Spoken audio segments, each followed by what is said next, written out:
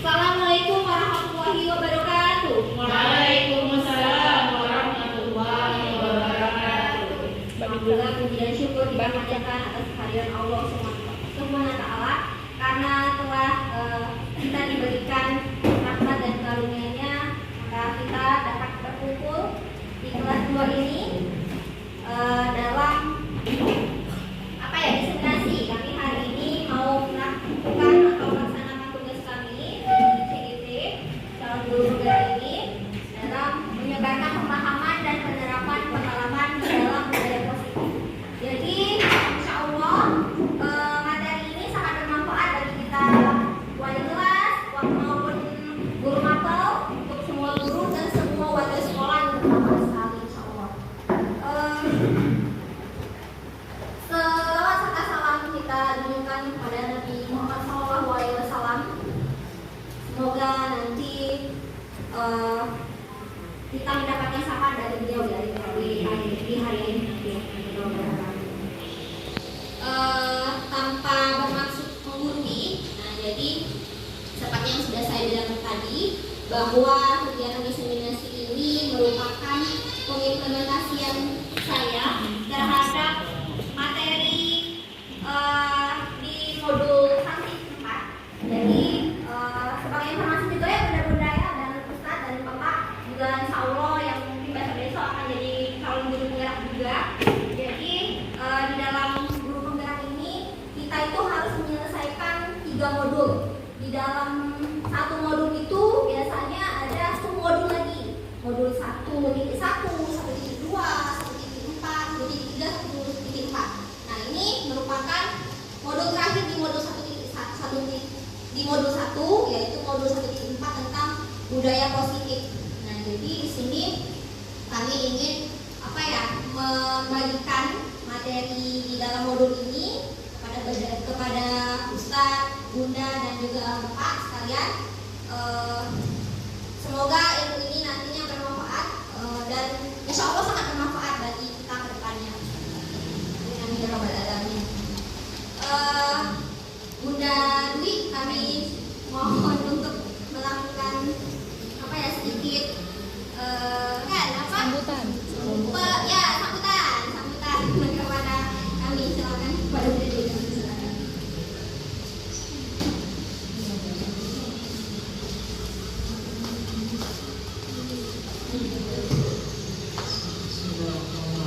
Assalamualaikum warahmatullahi wabarakatuh. Waalaikumsalam warahmatullahi wabarakatuh. Alhamdulillahirrahmanirrahim. Hari ini di hari kemerdekaan 17 Agustus ya, semuanya ini menyampaikan diseminasi. Jadi diseminasi ya, penyampaian mungkin hal-hal yang baik ya kepada sekalian sekolah kita ya. Ini menyebut positif ya, karena memang yang seperti ini hendaknya bisa juga dilakukan oleh guru yang lain ya, karena ini mungkin program dari guru penggerak ya, yang akan mengeluarkan budaya positif. Semestinya ini kita lakukan rutin ya, entah itu sebulan sekali ya, hasil karya tulis sebenarnya. Jadi budaya untuk menulis kami kira itu sudah ada sebenarnya pada diri kita masing-masing guru ya. Karena kita ini adalah teladan bagi peserta didik kita ya. Selain teladan bagi diri kita sendiri, teladan bagi peserta didik kita, dan teladan bagi sekolah kita yang tercinta. Nah, ini merupakan langkah awal ya, dan ini sudah melakukan penulisan ya yang dirangkum di dalam menyebarkan pemahaman dan penerapan pengalaman budaya positif sekolah. Ini sudah kita laksanakan ya Bu ya.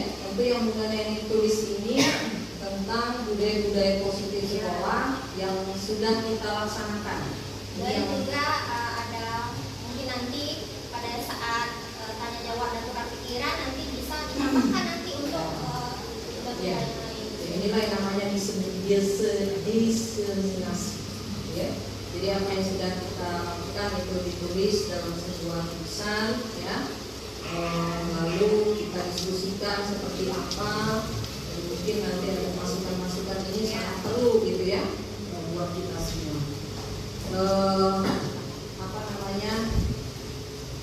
Itu yang pertama ya. Yang kedua, terus terang kalau ini kita lakukan ya, budaya positif ini sharing sesama kita gitu ya.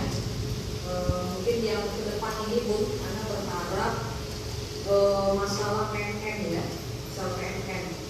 Jadi keterlibatan kita sebagai guru di dalam PMM ini harus kita awali karena kita belum ada komunitas belajar di sekolah kita. Nah, walau ya seperti apa program guru penggerak, kalau kita bisa memulai ya, merintis, menyelesaikan aksi nyata yang ada di PMM ya, kemudian udah bisa tularkan itu ke guru yang lain ya, karena memang rasanya itu menulis itu sebuah hal yang memang kewajiban ya bagi kita semua, menumpahkan semua apa yang ada dalam pikiran kita setelah kita dituntun oleh PMM, video-videonya bagus-bagus seperti itu ya. Kemudian kita tulis, kita rangkumkan, sehingga nantinya kita sebenarnya aksi nyata itu hanya menulis, meminta pendapat sama guru lain, kemudian kita kirimkan. Nah seperti itu ya. Jadi ini rasa-rasa ini sesuatu yang bisa kita lakukan, tetapi sampai detik ini belum ada. Atau yang sudah dapat sertifikat dari aksi nyata, Bu, PMM-nya belum kan? Nah ini ya, bunda-bunda, karena kemarin waktu kami pelatihan di Salatin Hotel itu kan itu pelatihnya ininya belum ada salah satu pengawas kita ya. Nah itu beliau juga menekankan, maka ditanya nih siapa guru yang sudah mendapatkan sertifikat aksi nyata. Nah itu ya, itu ya. Nanti kami itu sebenarnya sudah nulis dari buku, sudah kami tumpahkan ke Canva. Kami itulah karena tidak berani mengirim. Nah itu ya, jadi karena usia ini kita dilakukan ya, ngirim itu tuh sesuatu yang kita diterima gitu ya. Nah sebenarnya ya kalau misalnya kita ikuti langkah-langkahnya bisa kita ngirim itu kayak gitu ya. Jadi kita mulai, nanti kami harapan kami ya ke guru penggerak ini memulai untuk membuat aksi nyata, sehingga nantinya kalau sudah sekali pernah nyoba bisa dari ada sertifikat itu penyayaan kalau memang itu dia akan terus membuat aksi nyata itu. Dan sebenarnya apa yang dilakukan di aksi nyata di PMM itu sebenarnya sudah kita lakukan di sekolah ya, tinggal kita membuat saja. Nah ini Bu, kami dapat informasi untuk PPG ya, pendidikan profesi guru angkatan kedua piloting ya, kalau tim PPG angkatan kedua ini akan dibuka di akhir Agustus ini Mas. Udah sering-sering buka SIM PKB-nya, mana tahu dapat panggilan. Nah kemarin kebetulan kami kena kenalan ya sama peserta di Salatin Hotel itu, dan ternyata kebetulan ibu itu peserta PPG piloting yang angkatan pertama. Jadi kami banyak bertanya ya, seperti apa PPG zaman sekarang. Nah itu ya, ternyata beda dengan apa yang kami lakukan. Karena piloting sekarang ini semuanya membuat aksi nyata di PMM. Nah itu ya, PMM inilah yang menjadi sumber makanan mereka tiap hari gitu ya. Nah ini Bu, kata kami, Ibu bahkan tamat PPG ini 2 bulan Bu. Sekarang makin dipercepat 2 bulan, dari 3 bulan jadi 2 bulan ya. Nah dengar-dengar 2 bulan itu nggak jadi ke sebulan. Nah ya memuntah lagi dalam sebulan 2 bulan itu buat aksi nyata ya. Nah jadi harapan kami besar ya Bunda ini, tolong Bunda sebagai guru penggerak ya, menggerakkan guru-guru yang lain, dibuatlah satu aksi nyata di PMM itu. Kalau sudah dapat sertifikat caranya begini, tolong itu ditularkan ke guru-guru yang lain ya. Ini juga termasuk salah satu bentuk dari budaya positif sekolah ya. Itu saja ya, terima kasih. Assalamualaikum warahmatullahi wabarakatuh. Waalaikumsalam warahmatullahi wabarakatuh. Sebenarnya ini juga termasuk aksi nyata nanti dia diupload di aksi nyata ini Bu. Iya. Jadi setiap Di modul bagian PMM iya, mana itu? di setiap modul itu kami itu harus membuat aksi nyata Bu. Dari setiap submodul malahan disuruh bikin aksi nyata dan diupload. Cuma cara menguploadnya yang berbeda. Kalau kami mengupload di LMS itu di PMM juga tapi di aplikasi LMS. Nah untuk guru-guru lainnya ada aplikasi tersendiri. Iya. Belajar mandiri ya. Iya. Jadi kalau guru penggerak ini memang ada LMS ya. Memang ngirimin di aplikasi LMS. Nah, masalahnya kita ini yang di PMM. Ya. Nah itu di PMM itu. Kenapa? Ada yang bilang siap. Hah? Aku mungkin Bluetooth tadi masih kesana. Bluetooth. Iya. Bluetooth ulang nanti ini lagi. Nanti kami juga tahu.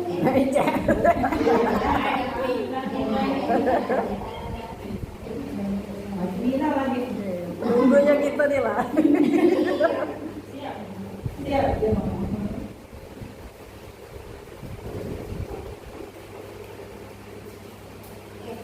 Untuk sebelum kita memulai materi, ada baiknya supaya kegiatan hari ini menjadi berkah kita mendengarkan Bunda Deta untuk melanjutkan beberapa ayat suci Al-Quran. Pada Bunda Deta kami persilakan.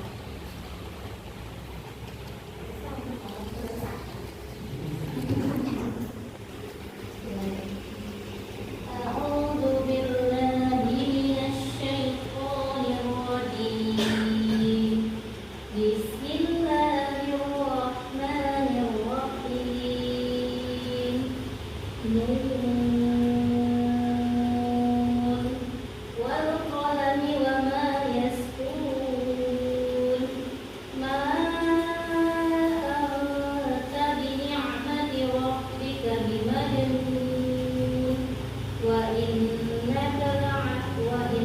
لك أجرا غير ممنون وإنك لعلى خلق عظيم فستبصر ويبصرون بأيكم المفتون إن ربك هو أعلم بمن ضل عن سبيله وهو أعلم بالمهتدين فلا تطع المكذبين ودوا لو تدهن فيدهنون ولا تطع كل حلاف مهين هماز مشاء بنميم مناع للخير معتد أثيم عتل بعد ذلك زنيم أن كان ذا مال وبنين إذا تتلى عليه آياتنا قال أساطير الأولين صدق الله العظيم. Semoga kita yang mendengarkan dan juga Bunda Insya Allah suara yang bagus sekali. Setelah Bunda dan kita yang semua yang mendengarkan mendapatkan syafaat dari Allah SWT. Amin ya Rabbal Alamin. Lanjut ya, sebelum kita ke materi kita explaining dulu supaya tidak terlalu kaku. Dimohon untuk Pak Bapak Ahmad, Ustaz, kami sering terlibat. Kemudian mudah-mudahan juga dimohon berdiri semuanya.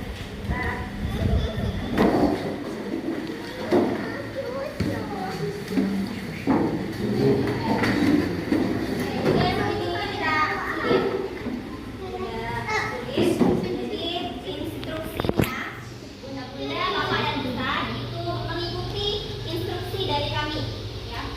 Kalau contoh ya, kalau kami bilang pegang hidung, nah berarti itu berarti memegang hidung bukan memegang telinga. Jadi fokusnya itu ke suara kami saja, tidak usah fokusnya ke gerakan kami. Nah seperti itu.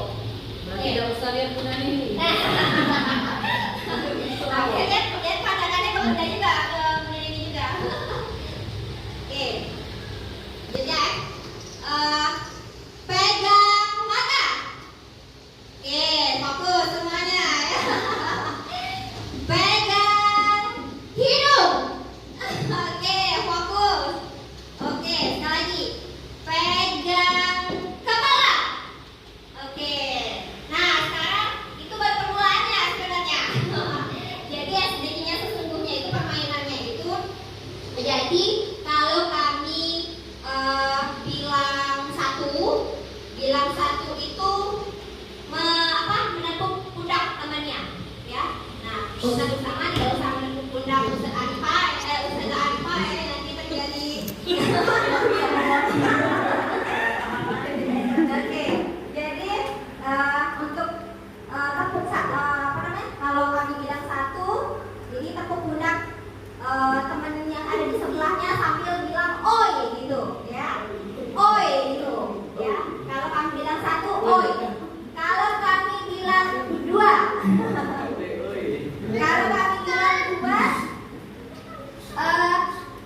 jempolnya digunakan asik-asik gitu. Ya, dua asik-asik. Nah, kalau satu tadi apa? Oi. Dua asik-asik. Nah, tiga. Kalau tiga nanti pegang bahu temannya. Nah, pegang bahu yang ada di sebelahnya. Ya. Sambil bukan pegang bahu, pegang dagu. Nah, pegang dagu.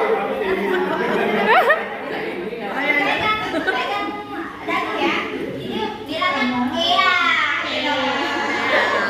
Dagu sendiri. Dagu temannya. Dagu, iya. Ya, dagu.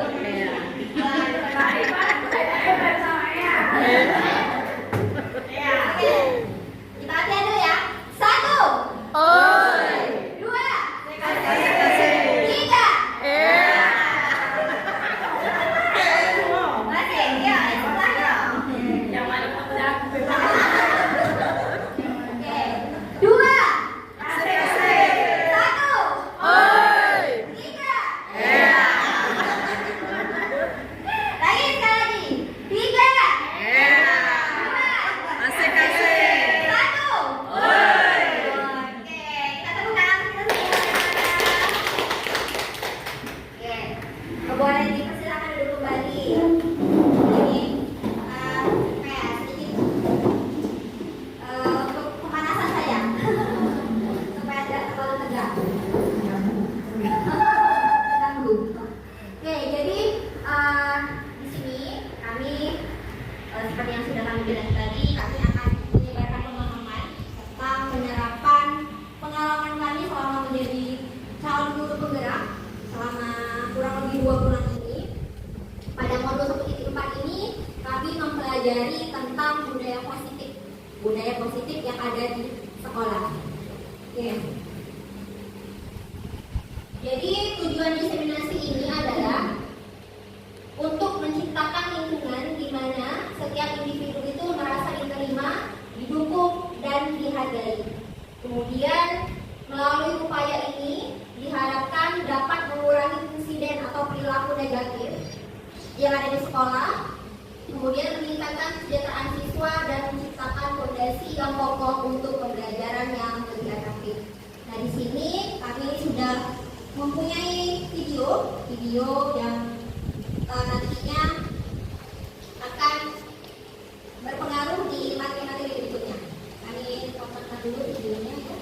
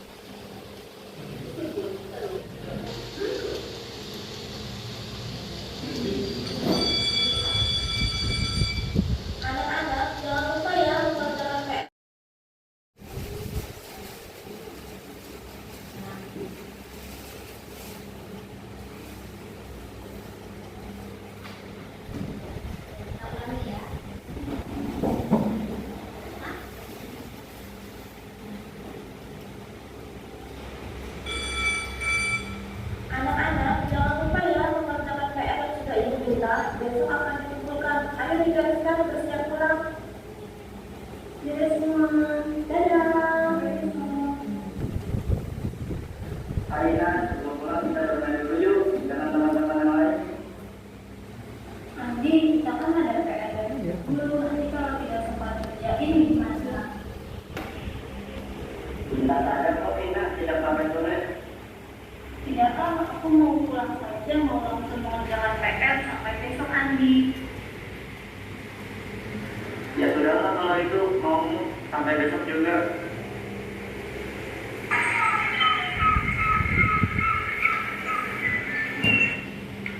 Wah, PR Jakarta susah sekali. Coba aku lihatkan yang diberikan guru dulu. Harus semangat nih mengerjakannya sampai bisa. Oh iya, soal ini kan sudah pernah disampaikan guru. Untung tadi aku memeriksanya dulu. Sore, akhirnya selesai juga. Mudah-mudahan dapat nilai bagus.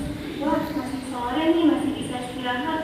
Untung tadi aku tidak ikut Andi benar. Kalau ikut, bisa-bisa aku belum selesai mengerjakan PR. Aduh, karena kaki dan main aku sampai lupa ada PR. Karena susah jalan lagi. Ini nomor 4 bagaimana mengerjakannya ya?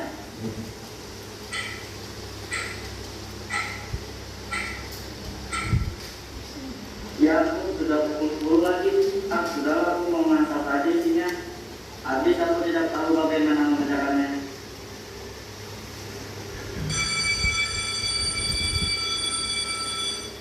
Ayo anak-anak, keluarkan PR-nya, kumpulkan di depan. Ina, kayaknya susah sekali ya. Kamu bisa tidak mengerjakannya? Memang sih ada yang susah, tapi karena aku mengecek catatan dari guru, jadi ya bisa dia menyelesaikannya. Setelah ibu memeriksa PR kalian, ternyata ada yang mendapatkan nilai 100, yaitu Ina. Selamat Ina.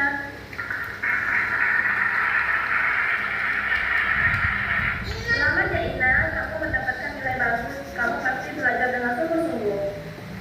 Terima kasih Bu. Iya, saya memang mengerjakan PR dengan sungguh-sungguh. Karena belajar dengan giat, saya dapat nilai 100. Saya senang sekali. Baiklah Ina, kamu boleh kembali ke tempat duduk. Wah Ina, selamat ya kamu dapat nilai 100. Coba saja kalau kemarin aku tidak main dulu sebelum mengerjakan PR, pasti aku juga dapat nilai bagus. Iya Andi, makanya kalau ada PR lebih baik dikerjakan dulu baru bermain. Kamu juga harus kerja keras ya mengerjakan PR-nya. Jangan hanya karena susah lalu putus asa tidak mau mengerjakan lagi. Pokoknya harus semangat ya. Mulai cukit saya dengan rekodi yang berapa bukan saya biasa. Marketing Flash dan Level Expert Technology IPC Channel.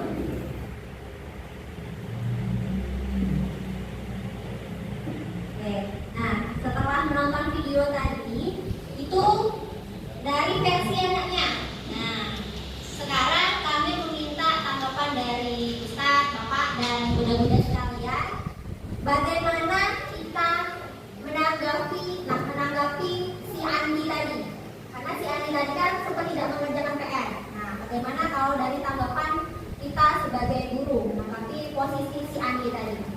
Ada yang mau menanggapi? Ada yang mau menanggapi?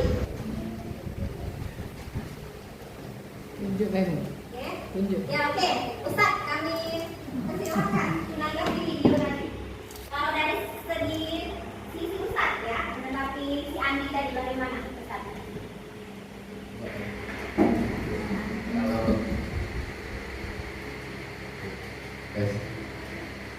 Kalau menurut kami Andi tadi ya kayaknya usianya juga sudah lumayan besar ya, jadi perlu bimbingan juga dari orang tua. Biasanya ada kakek mungkin orang tuanya kurang perhatian juga, makanya anaknya main sampai sore belum pulang, mungkin belum dicari, makanya anaknya belajarnya baru malam.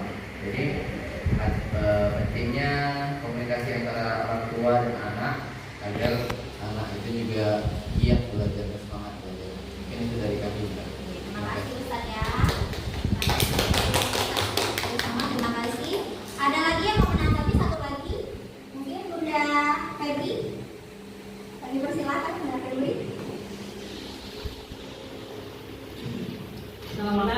saya akan mencoba menambahkan dari sama tadi ya. Kalau dilihat dari video tadi, benar kata Ustaz Usama, adanya komunikasi yang dilakukan antara orang tua sama anak, apalagi itu sudah sekolah yang pertama ya Bunda ya, atau SD. Contohnya tadi SMP. SMP aja. Nah, SMP itu memang perlu adanya perhatian khusus ya. Jadi kita sebagai tapi SD-nya kayaknya tingkat tinggi ya, SD kelas tinggi ya. Ini kelas 6. Ya, jadi di sini orang tua itu sangat penting.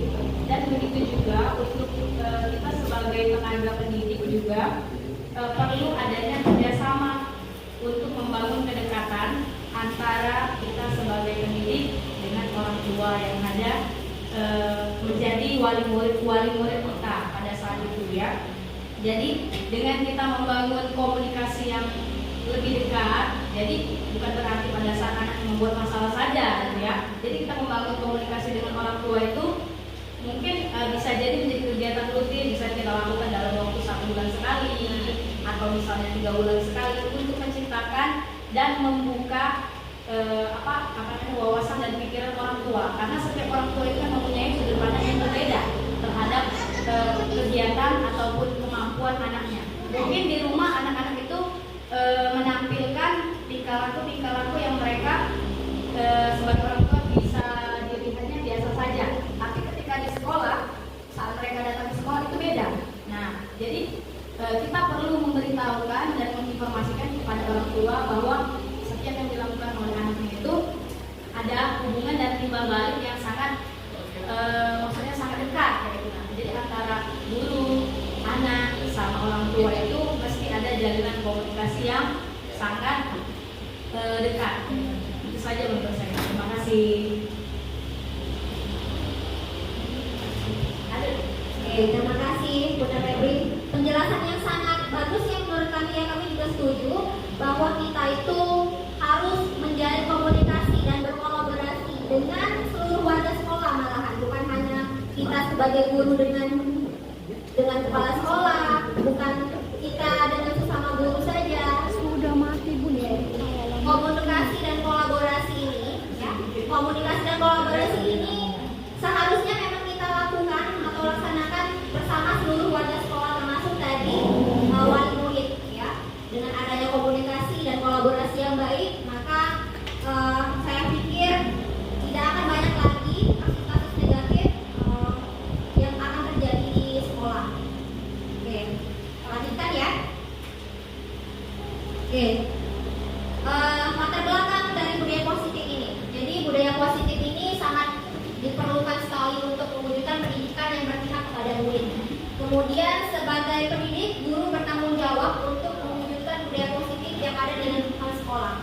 Jadi sebenarnya tidak hanya guru yang bertanggung jawab, tetapi juga kepala sekolah dan seluruh warga sekolah itu bertanggung jawab atas budaya positif yang ada di sekolah, termasuk juga siswa itu sendiri. Kemudian untuk dapat menciptakan budaya positif, kita harus memahami konsep-konsep inti ya pada budaya positif ini. Jadi sudah kami rangkum di sini ada 8 konsep inti yang harus kita harus kita maknai. Yang pertama itu perubahan paradigma belajar. Nah, jadi pembelajaran dengan paradigma baru. Maksudnya ini pembelajaran dengan paradigma baru merupakan pembelajaran yang dirancang berdasarkan prinsip pembelajaran mendiferensiasi. Kemudian para peserta didik sesuai kebutuhannya berdasarkan tahap perkembangan sesuai teori psikolog modern untuk mewujudkan profil belajar Pancasila. Jadi pembelajaran yang berdiferensiasi ini sangat dibutuhkan untuk perkembangan.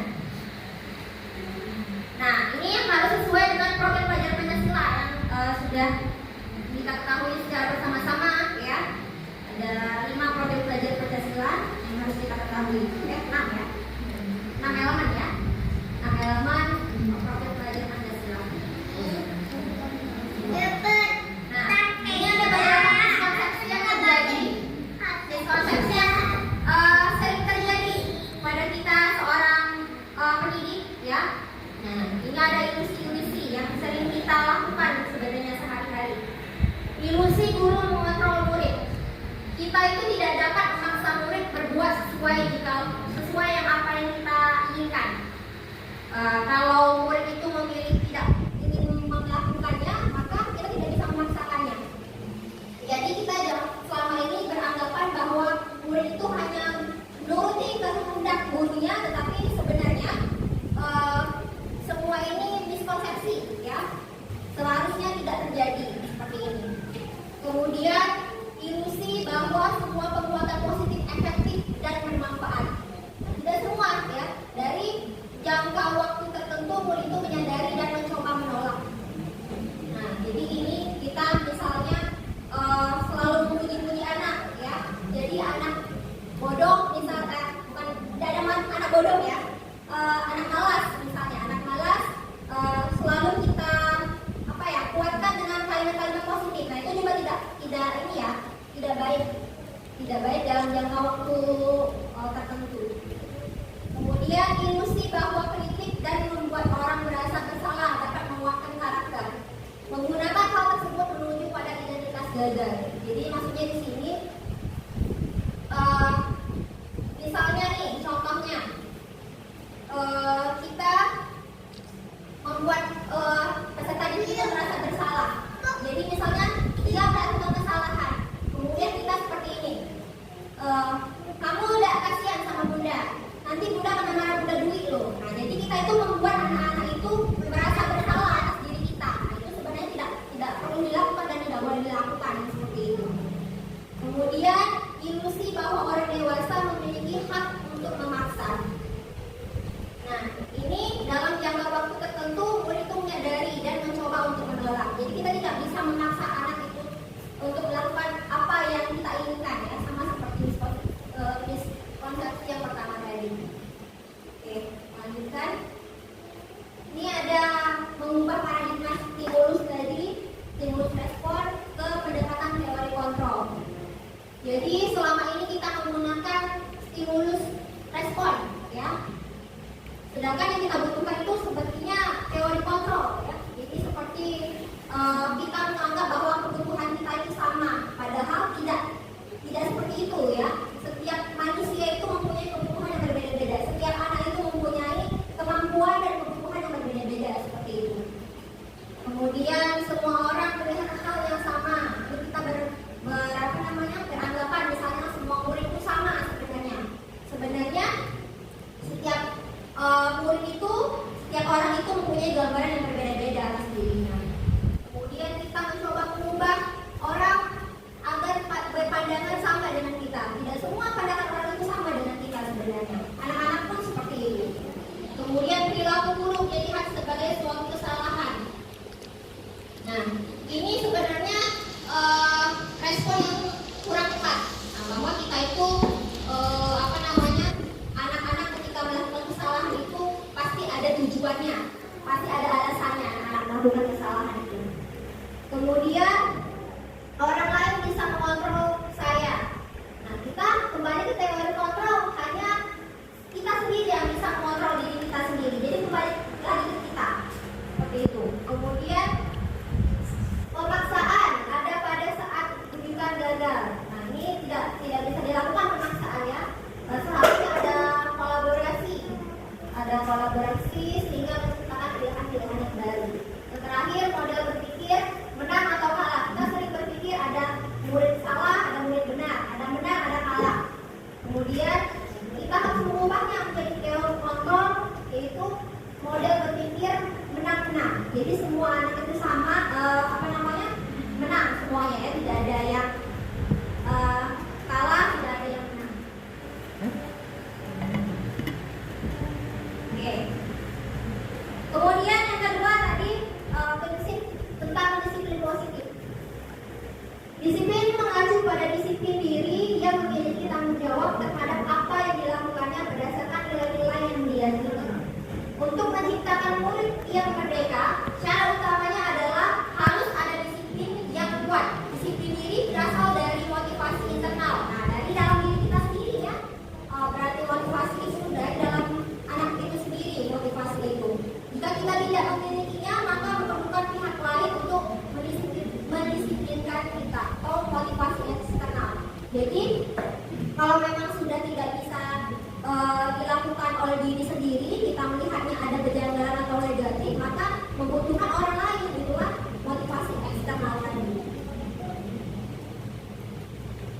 Tujuannya dari disiplin positif ini menciptakan murid yang memiliki disiplin diri sehingga mereka berperilaku mengacu pada nilai-nilai kebajikan universal dan memiliki motivasi intrinsik dalam perubahan perilaku ke arah yang lebih luas.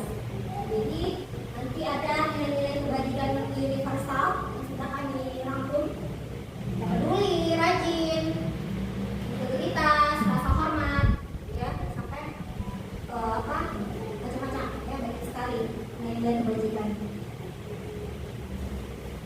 Lanjut ke kebutuhan dasar manusia. Segala sesuatu yang kita lakukan untuk memenuhi kebutuhan yang kita inginkan. Seluruh tindakan yang kita lakukan memiliki tujuan tertentu dan semua usaha terbaik yang kita lakukan adalah dalam rangka agar kebutuhan dasar kita terpenuhi dengan baik. Jadi ini merupakan kebutuhan 5 kebutuhan dasar manusia. Yang pertama itu ada bertahan hidup. Tentunya kita untuk bertahan hidup memerlukan makanan, ya, memerlukan sandang, memerlukan papan. Kemudian kasih sayang dan rasa ingin diterima.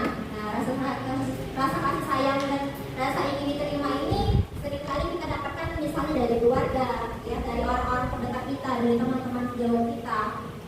Kemudian kebebasan. Nah, ini yang sering ini didapatkan oleh anak-anak. Ketika anak-anak itu tantrum di dalam kelas, sebenarnya dia ingin mendapatkan kebebasan di dalam dirinya. Jadi mungkin dia capek, bosan di dalam kelas, makanya dia menuntut hak itu, menuntut hak untuk kebebasan. Kemudian kesenangan. Ketika anak-anak bangun,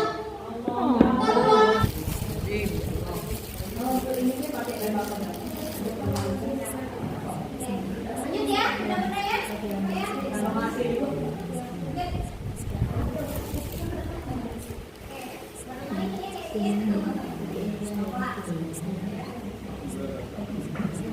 Ada lomba dari luar negeri.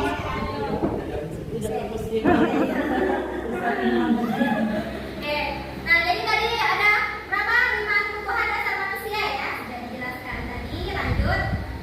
Kemudian motivasi perilaku manusia. Nah, motivasi perilaku manusia ini digunakan untuk menghindari ketidaknyamanan atau hukuman. Kemudian untuk mendapatkan imbalan atau penghargaan dari orang lain, dan untuk menjadi orang yang mereka inginkan dan menghargai diri sendiri dengan nilai-nilai yang mereka percaya. Oke. Nah, jadi ini sebenarnya ada perbedaan antara hukuman, konsekuensi, dan restitusi. Hukuman sebenarnya itu tidak boleh lagi kita lakukan sebagai pendidik. Nah, yang sering kita lakukan ini konsekuensi biasanya ya. Nah, sebenarnya kita harus menerapkannya kepada restitusi. Nah, jadi kalau hukuman itu tidak terencana, bersifat satu arah, berupa hukuman fisik dan psikis. Kemudian konsekuensi disepakati sesuai dengan peraturan, murid dibuat tidak nyaman, sikap guru selalu memonitor murid. Nah, di sini ada bunda-bunda, mungkin Ustaz dan Pak Iman ingin menyampaikan pendapatnya tentang perbedaan antara hukuman dan konsekuensi. Silakan. Mungkin Bunda Westi mau menyampaikan pendapatnya antara perbedaan antara hukuman dan konsekuensi. Langsung saja Bunda.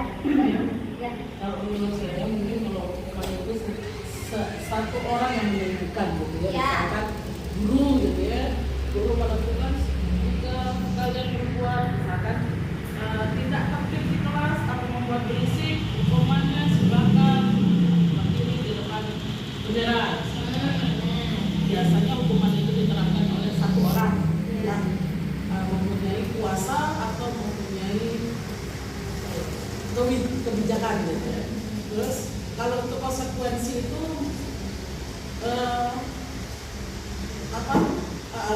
sanksi atau sesuatu yang sudah disepakati bersama berdasarkan peraturan yang ada. Misalkan tidak bawa buku pelajaran, apa menurut kalian jika kalian tidak membawa buku pelajaran, menurut kalian apa yang Bunda mesti lakukan sama kalian yang tidak membawa buku pelajaran? Meminta mendapat kepada mereka konsekuensinya apa yang harus dilakukan. Jadi membuat kesepakatan. Sudah. Boleh sih? Oke. Ada lagi yang menanggapi? Satu lagi mungkin Bunda Arifah, silakan menyampaikan pendapatnya. Perbedaan antara hukuman dan konsekuensi. Bunda Arifah.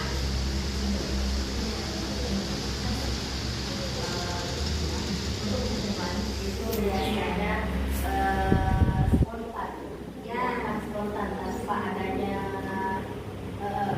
kesepakatan awal. Kayak lagi dalam proses pembelajaran tiba-tiba ada salah satu anak yang memang mengganggu atau usul terhadap temannya, maka spontan kamu berdiri. Kemudian kalau seandainya konsekuensi dari sebelum sudah tertata kapan akan muncul konsekuensi dia.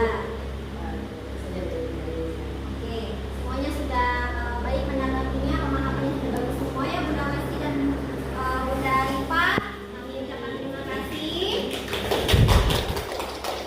Jadi sebenarnya ini juga baru kami dapatkan dan ternyata pemikiran seperti itu kurang tepat. Kami juga sebenarnya awalnya juga memikirkan hal seperti itu. Tetapi di sini di budaya positif ini ternyata hukuman itu lebih cenderung ke apa ya, tindakan fisik yang kita lakukan kepada anak. Jadi kata Bunda Westi tadi sudah benar, itu jika misalnya apa namanya anak itu tidak mengerjakan PR seperti itu, dia disuruh lari di lapangan atau berdiri di depan bendera sama seperti itu kan dalam waktu beberapa menit atau jam ya, makanya itu sama sekali tidak diperbolehkan. Sebenarnya untuk apa namanya beberapa waktu yang lalu juga kami sering apa ya melihat contoh dari YouTube ya, bahwa memberikan hukuman misalnya anak itu salah, kemudian kita nyuruh dia untuk membersihkan WC itu pun tidak boleh sama sekali. Untuk apa namanya mengambil sampah itu sebenarnya tidak boleh, itu termasuk hukuman juga seperti itu. Nah, sedangkan konsekuensi ya ini bukan satu. Jadi kalau konsekuensi itu adalah sesuatu yang kita lakukan kepada anak itu karena sesuai dengan apa yang dia lakukan juga. Jadi misalnya nih dia telat masuk ke kelas sekitar 15 menit. Nah seperti contohnya pada saat kelas 6A waktu itu dia main bola tuh, asik main bola. Terus Pak Iman tuh ya, Pak Iman masuk ke kelas, Pak Iman sudah duluan masuk ke kelas, kemudian anak-anak masih main bola di lapangan. Hal yang dilakukan Pak Iman itu termasuk bentuk konsekuensi karena menyuruh anak untuk menunggu di luar selama mereka meninggalkan pelajaran. Misalnya mereka meninggalkan pelajaran 15 menit, maka konsekuensinya mereka harus menunggu di luar selama 15 menit. Jadi mereka harus ketinggalan pelajaran selama 15 menit supaya mereka menyadari bahwa hal yang mereka lakukan itu salah. Nah seperti itu. Nah kemudian dari hukuman konsekuensi kita ke restitusi. Nah sebenarnya restitusi ini yang paling tepat yang harus kita lakukan. Kenapa? Karena restitusi ini dibuat atas adanya kesepakatan bersama. Nah jadi restitusi ini biasanya dibuat sebelum mengawali pembelajaran atau sebelum pembelajaran itu dimulai. Jadi anak-anak itu dibuatkan kesepakatan kelas atau keyakinan kelas. Jadi mereka sendiri yang merancang mau bagaimana kelas itu kondisinya. Kalau mau mereka ini tuh tidak boleh datang terlambat. Nah, berarti mereka sendiri kan yang membuatnya dan mereka sendiri yang harus melaksanakannya. Itu merupakan restitusi. Jadi restitusi itu merupakan kesepakatan bersama. Baik itu di dalam kelas kalau kita sama guru dengan anak, di sekolah pun juga seperti itu. Antara kepala sekolah, guru, tenaga pendidikan, semua warga sekolah itu wajib melakukan restitusi dulu seperti itu ya sebenarnya. Kemudian penghargaan. Nah, selama ini kita menganggap bahwa penghargaan itu baik kita lakukan. Sebenarnya tidak selalu baik ya penghargaan dan hukuman itu sama-sama berpotensi menghancurkan potensi untuk pembelajaran yang sesungguhnya. Dampak dari penghargaan tadi adanya kecemburuan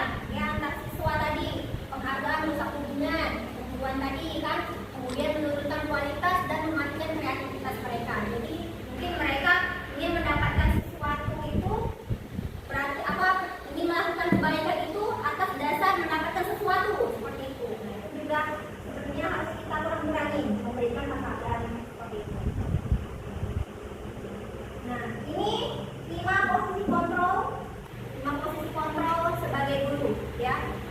Jadi untuk kasus siswa tidak memakai atribut lengkap saat upacara bendera.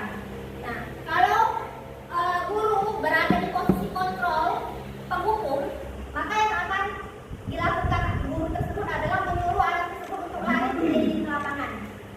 Nah, kalau kita memposisikan diri kita sebagai pembuat rasa bersalah, kita akan menanyakan seperti ini. Misalnya, sudah berapa kali diberita aku? Kenapa kamu selalu membuat kecewa ibu? Nah, jadi dia ngerasa gak enak hati seperti itu, ya.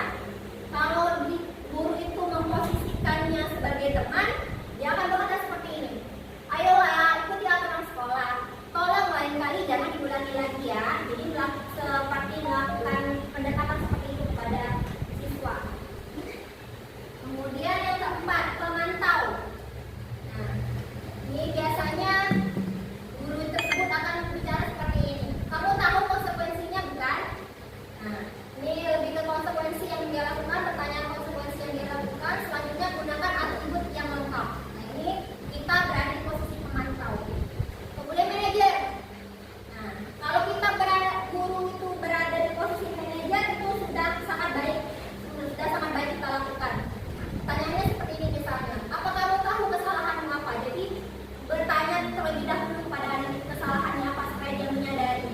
Kemudian bagaimana kira-kira kamu akan memperbaiki kesalahannya itu? Jadi kesalahan anak itu biarkan mereka sendiri yang mencari solusinya. Biarkan mereka sendiri yang mencari solusi untuk memperbaiki kesalahannya itu sendiri. Nah, jadi guru itu sebenarnya tidak boleh berada di posisi menghukum dan membuat rasa bersalah. Jadi paling rendahlah, aku pasti tahu kan itu katanya hendaknya guru itu berada di serendah-rendah itu berada di posisi teman. Jadi melakukan pendekatan kepada anak.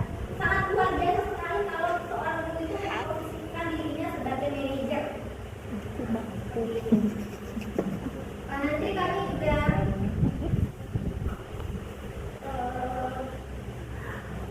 mau memperlihatkan hasil,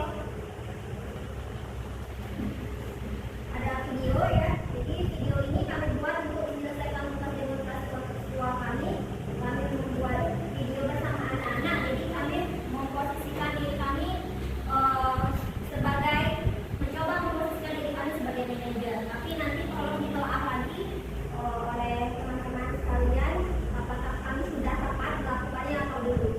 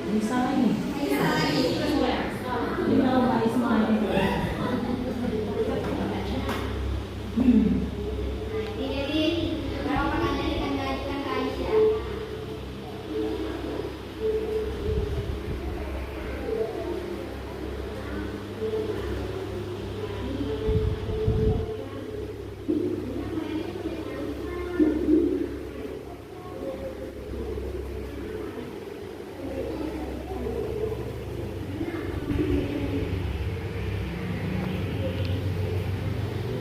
membicarakan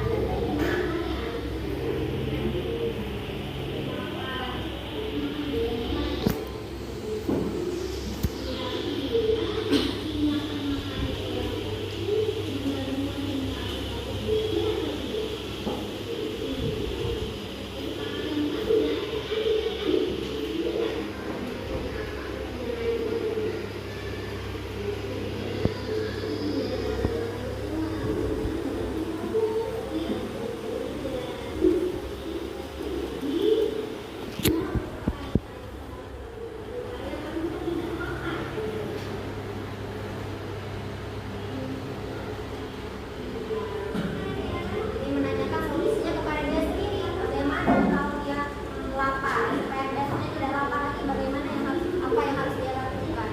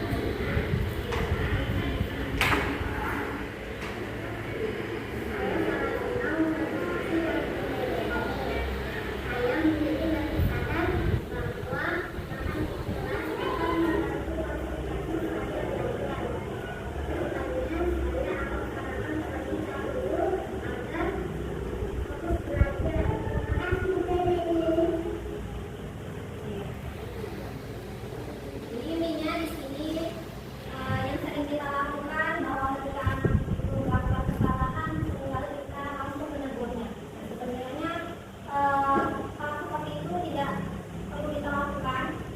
Kita lihat dulu kondisi teman-teman sekelasnya. Kalau memang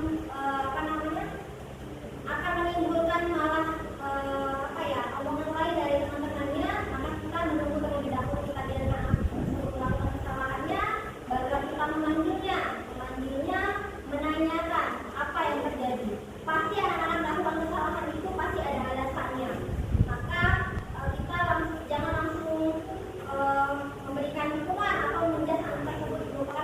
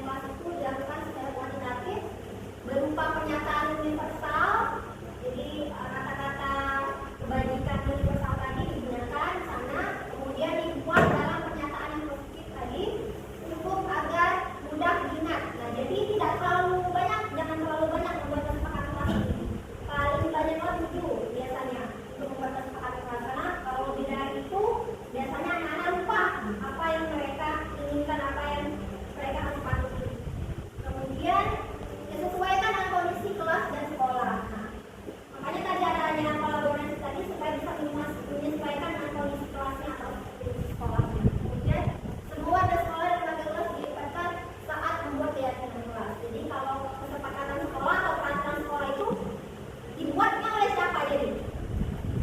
Oleh siapa? Seluruh warga sekolah. Tidak hanya kita sebagai kepala sekolah atau guru, sebenarnya kita juga harus melibatkan wali murid juga, seperti itu. Kalau di kelas ya kesepakatan antara anak-anak dan guru, seperti itu. Jadi namanya kesepakatan kelas sekarang keyakinan ya? Keyakinan kelas, ya, kesepakatan kelas, keyakinan kelas. Kamu boleh bertanya Bu? Ya boleh. Nanti ada waktu pertanyaannya. Nanti aku mau Apa mas sekarang? aja lupa. Oh iya, boleh.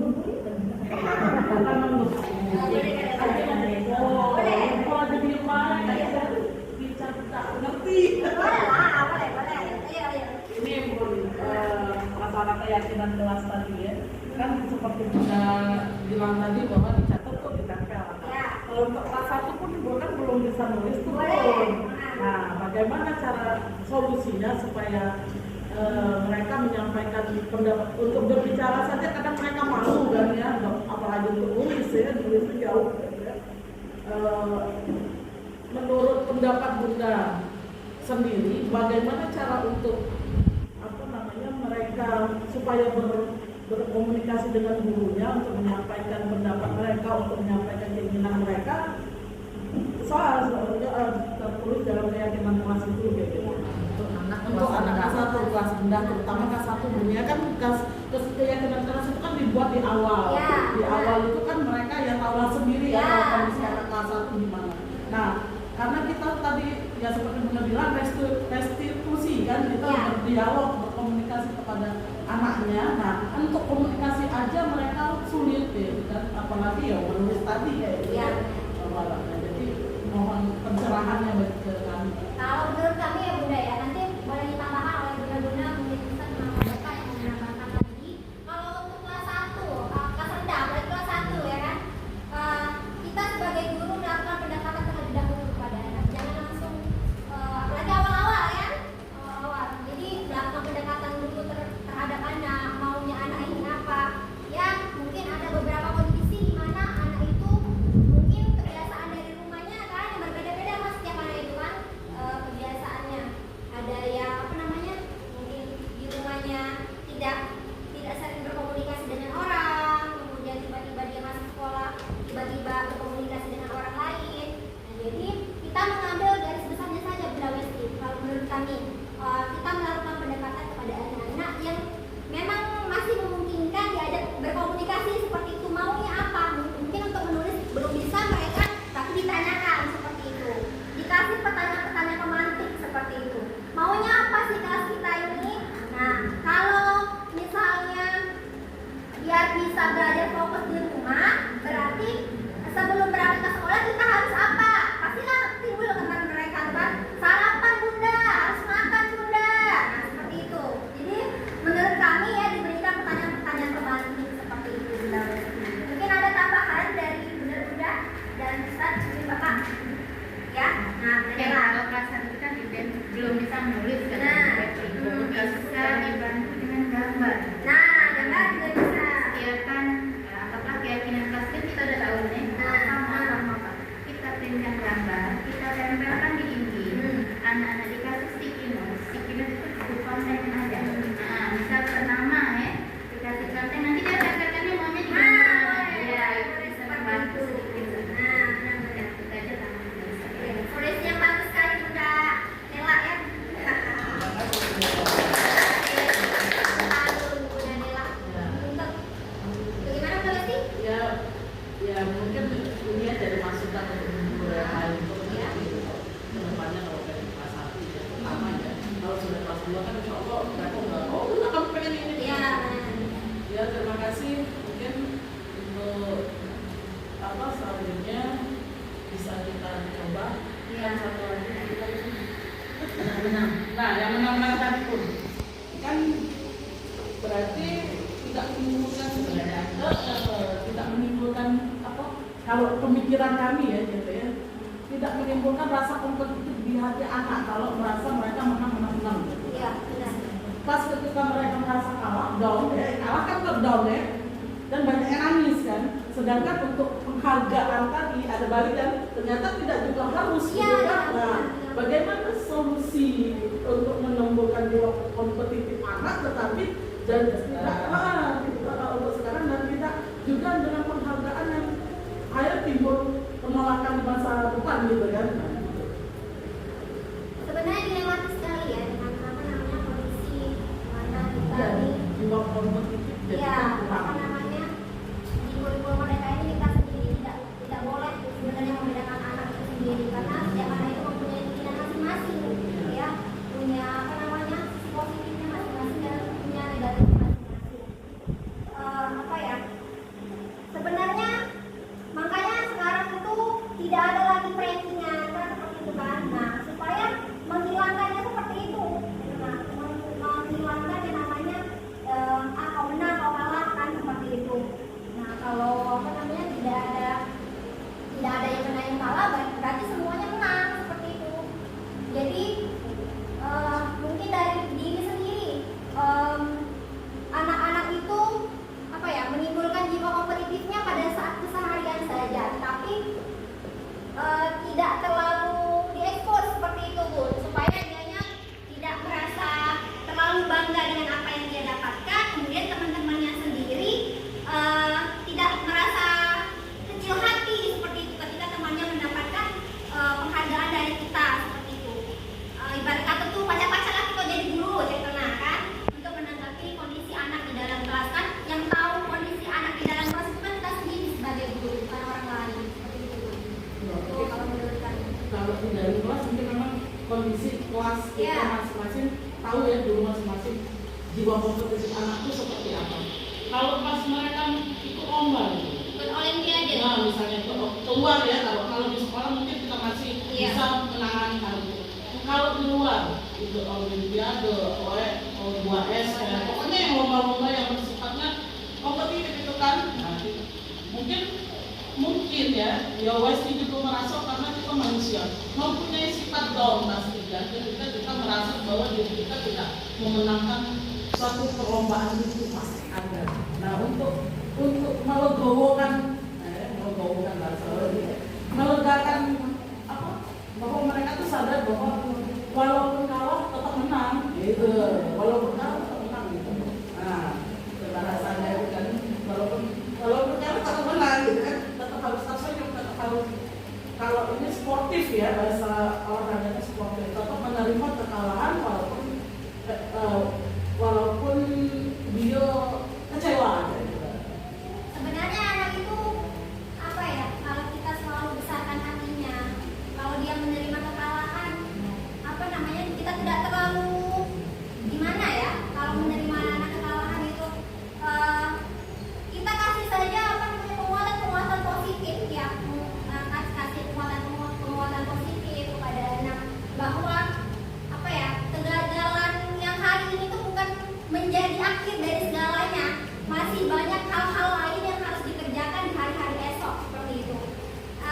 Mungkin ada Bunda dan Ustaz yang mau menambahkan kira-kira bagaimana? Nah, Bunda Febri. Kalau untuk di luar ya, udah Reski ya. Jadi kalau untuk Reski karena kayaknya lo sudah sering Iya. di rumah.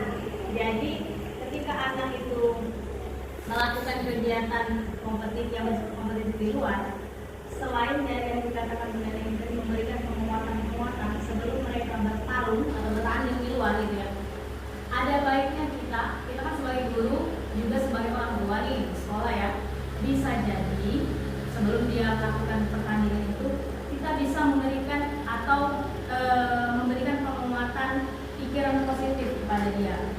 Contohnya, jadi ini bukan berarti kita ngiming-ngiming dia, tapi memang kita ngasih bukti gitu. Soalnya kalau kayak di rumah selalu membiasakan rumah kayak gitu, jadi dia tuh tidak nganggap sebuah kompetisi itu itu aku pasti harus menang. Nah, tidak. Jadi kalaupun dia kalah, Bunda selalu ngomong, nah kalah ataupun menang, pelan ataupun cepat kakak nanti pada saat lomba itu hanya biasa, hal biasa. Yang jelas di mata ibu kakak itu yang paling baik, yang paling the best, yang paling hebat. Bagaimana cara kita memperlakukan, maksudnya bukan cuma omongan gitu ya, bukti. Pada saat ketika dia pulang, itu harus kasih tahu dia, pada saat dia pulang, anak gimana kakak tadi lombanya, ibu kakak kalah, otomatis dia sedih kan. Oh tapi tetap kok kakak hebat, soalnya kak ibu tadi lihat video kakak hebat loh, walaupun kakak telat masang kaos kakinya, tapi kakak tadi nggak ngeliat orang lain, fokus nih. Akhirnya ibu keluarin lah, nih hadiah buat kakak, satu permen. Walaupun hal-hal yang kecil sama dolim orang tua itu tuh sudah memberikan penguatan untuk dia. Jadi setidaknya pada saat dia bertarung di kemudian hari di lomba-lomba selanjutnya, dia selalu berpikir positif kayak gini, walaupun aku kalah juga ibu aku tetap. Nah, atau pada saat kita menjadi guru di sekolah, walaupun aku kalah di sekolah lain, aku tetap, bunda ini pasti ngasih aku hadiah. Selalu berpikiran positif. Walaupun pada kenyataannya ketika dia pulang sekolah, nah maaf nak ya bunda ini hari lagi dulu, tapi misal ya, maaf nak ya bunda lagi kan dulu nak gajian dulu, tapi insya Allah doain bunda ini rezeki lancar, nanti bunda kasih hadiah. Nah, karena kita memposisikan diri kita di sekolah ini bukan hanya sebagai guru, balik lagi ke sebagai orang tua. Terus juga walaupun kita membimbing anak di kelas tinggi, ada masanya anak kelas tinggi itu bersifat kanak-kanak. Karena SD ini sekolah dasar. Nah, kayak itu juga dengan bunda di rumah kan, kayak bunda Febri memposisikan Umar itu ada masanya sebagai anak bayi. Walaupun dia sekarang usia TK kan, ada masanya bunda Febri itu memperlakukan dia, memposisikannya sebagai anak dewasa. Dia belajar bagaimana cara mengontrol dirinya sama adiknya. Nah, kayak jadi bunda Febri itu pikirnya kayak gitu sih, selalu memberikan pikiran-pikiran yang selalu positif. Jadi dia tidak pernah merasa buruk atau kecewa atau buruk. Terima kasih. Kasih langsung penerapan dengan kata Umar. Karena dia bilang tadi memang benar ada hikmahnya, kita tuh punya anak tuh Allah ngasih itu memang ini nah contoh dia tuh. Nah, belajar terus. Besok lagi ketemu lagi hal yang baru. Nah, akhirnya bocah ini selalu menghadapi budak bocah ini usia segini.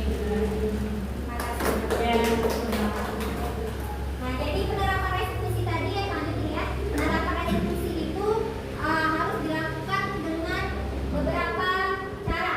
Nah, jadi ada 3 cara di sini, ada menstabilkan identitas, kemudian validasi tindakan yang salah, kemudian menanyakan keyakinan. Nah, seperti ini sudah kami terapkan di video tadi yang kami buat bersama anak-anak tadi.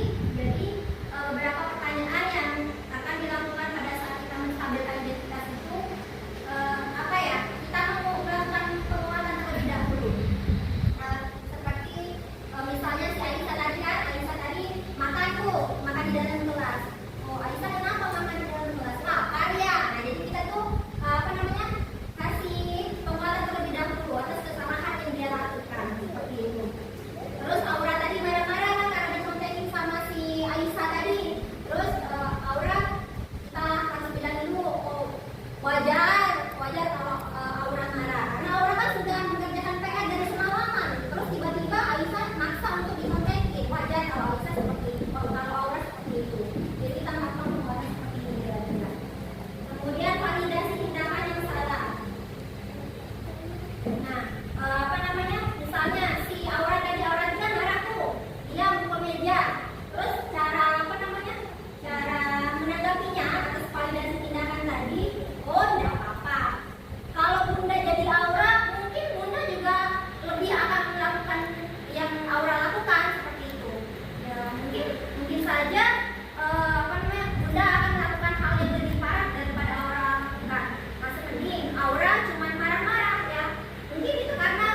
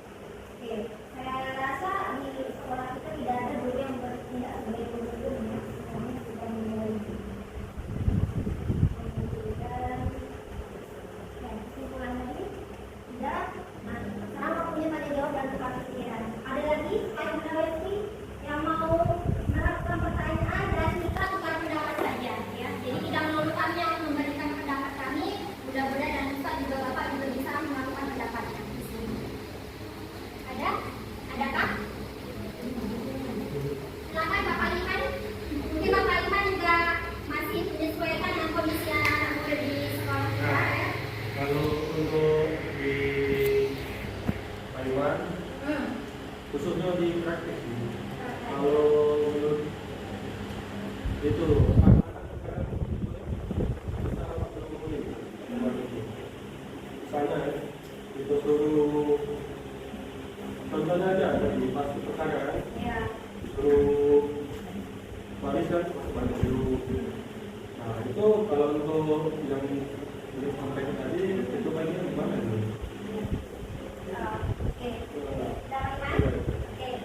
Mungkin bunda-bunda yang lain ingin menanggapi? Bunda yang lain ingin menanggapi? Bunda Aisyah mungkin? Oke. Nah, tidak boleh kan? Bunda Aisyah mau menanggapi? Suruh baris harus banyak ingat. Jadi mana itu dengan hukuman?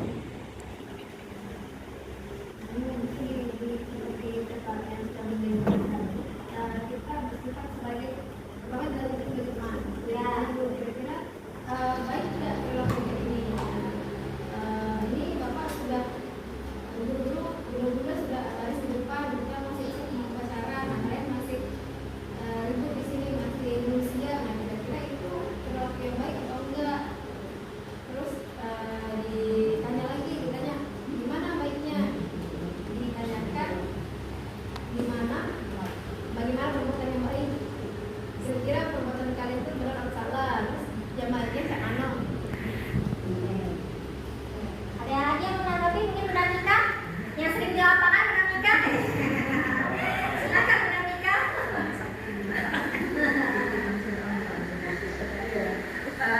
Ini ya, kalau sebenarnya kami udah pakai di sini sebutannya restitusi, kami udah tahu apa ya. Bahasa kerennya itu ya. Sudah dipakai, cuma nggak tahu. Bahasa kerennya itu. Sebenarnya kalau di kelas itu kesepakatan. Nah, kalau misalnya kayak di lapangan ya, karena sempat juga jadi guru PJO ya. Jangan mudah kita nekel satu anak itu ya, karena anak itu kalau pada lapangan sudah gitu. Jadi biasanya gini, kalian mau apa? Kalau ribut tuh dari selagi suruh baris, ayo bahasa mau. Kalian mau apa setelah olahraga? Main. Oke. Ya. Biasanya kayak gitu. Kalau mau main berarti harus dipercepat dong mulainya. Ya, jadi gimana selama belajar nanti kalian gimana? Oh, kami tidak ribut Bunda, kami nurut. Mereka sendiri yang ngasih solusinya. Oke, jadi deal ya, sepakat ya, kayak gitu selama belajar. Di kelas juga kami kayak gitu ya. Hukuman mungkin agak jarang. Berdiri itu kami tidak pakai. Kami tidak pakai yang berdiri ataupun marah. Jadi biasanya sebelum memulai kita balik, guru ini sih nanya ya, kalau kami sudah nanya dulu. Udah bisa mulai belajar belum? Sudah. Mereka udah tahu, baru nanya kayak itu sudah bisa belum dimulai? Sudah Bunda, tahu udah posisinya. Jadi memang kami tidak pakai sistem yang harus begini enggak. Terus kalau kamu salah paling si A gitu panggil dengan amal. Bagi bikin aja ya ada. Maksudnya sadar diri. Saya sadar diri karena memang dari awal sudah kalau kalian ribut, tahu nggak rasanya di mana kelasnya? Jadi sebenarnya kalau kalian telat, yang rugi siapa? Kami Bunda. Yang dilihat enak nggak datang telat orang udah mulai kamu baru ngomong. Ya enak Bunda, malu. Berarti besok gimana? Tidak lagi. Jadi kalau sekarang mereka tuh sadar diri, datang Bunda suruh kau bawa buku, besok Bunda ini janji. Besok aku belajar dulu Bunda. Sadar. Sudah belum diomongin. Oh ya sudah kalau udah sadar ya. Jadi alhamdulillah dari Bunda ya. Iya, mereka buat kesepakatan Bunda. Biar jero, tapi masih dimuat sih. Pasti itu pasti. Mereka sendiri bilang ya Bunda biar jero kan. Itu kan. Jadi memang bicarakannya di awal. Kita sebagai guru cuma benar kalau cuma fasilitator, ya memberikan pandangan lebih luas lagi. Kalau begini akibatnya apa? Terus dampaknya, manfaatnya apa untuk setiap perbuatan.